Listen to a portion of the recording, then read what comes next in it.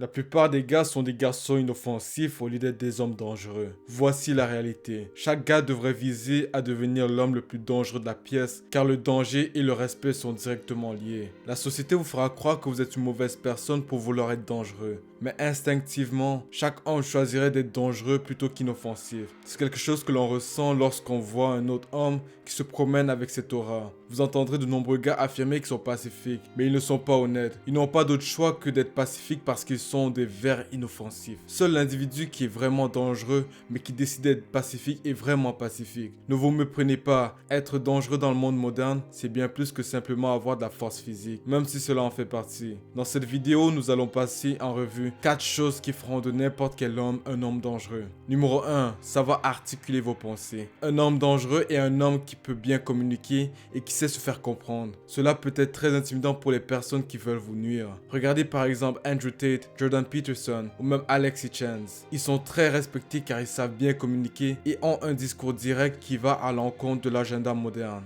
Il est important de maîtriser cette compétence. Pensez aux milliers de chaînes YouTube populaires où les gars débattent sur tout et où leur contenu est basé sur faire passer l'autre pour un fou dans un débat. Autrefois, pour ridiculiser quelqu'un, il fallait être physiquement plus fort que lui. Mais ce n'est pas le cas dans le monde numérique. Souvenez-vous que ce n'est pas le plus fort qui survit, mais le plus adaptable.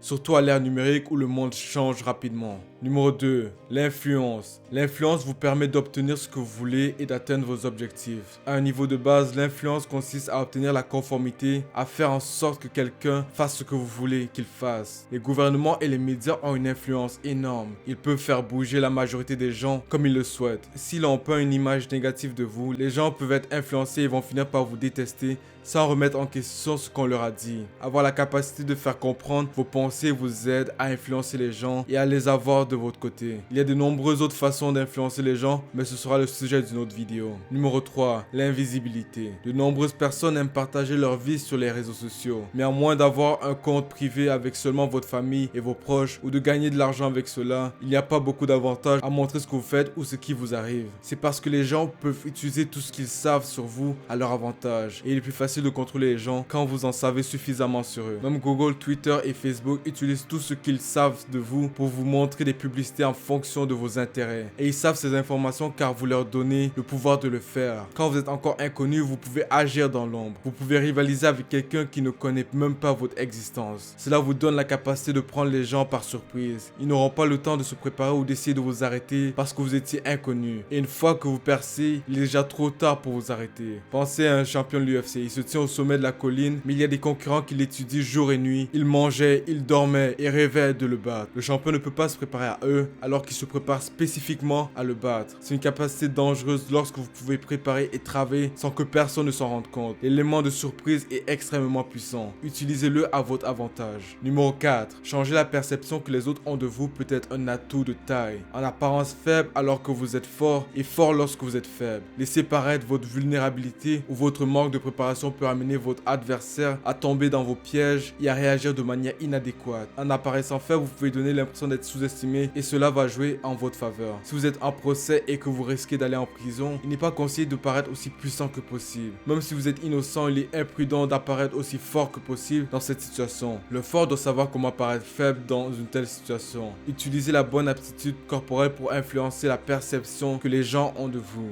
Dans une négociation commerciale, vous êtes désespéré de conclure un accord, vous devez toujours paraître plus fort que vous ne l'êtes. Agissez comme si vous aviez de nombreuses autres offres commerciales qui vous attendent. Vous ferez ainsi hésiter les gens et les amènerez à demander ce que vous avez dans votre manche. La communication non verbale joue un rôle majeur dans la perception que les autres ont de vous. L'homme qui sait utiliser cette capacité à son avantage est un homme dangereux. Si tu veux t'élever dans la vie, n'oublie pas de montrer un peu d'amour en likant et en t'abonnant. À la prochaine.